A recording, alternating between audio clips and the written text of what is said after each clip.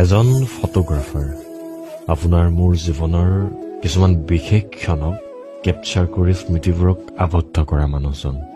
না দিনৰ ভাগৰ না ৰাতিৰ টোপনি, য'তেই ৰাতি ততেই কাটি। ভাল ফটো এখন তোলাৰ হাবিয়াসত পেটৰ ভাতকেইটালৈও আওকাণ কৰা মানুহজন। পইচা পায়, কষ্টৰ মূল্যনো আজিকালিৰ যুগত কোনে নাপায়, কিন্তু সন্মান নাই, পাবলগীয়া মানুহৰ আদৰখিনিও নাই।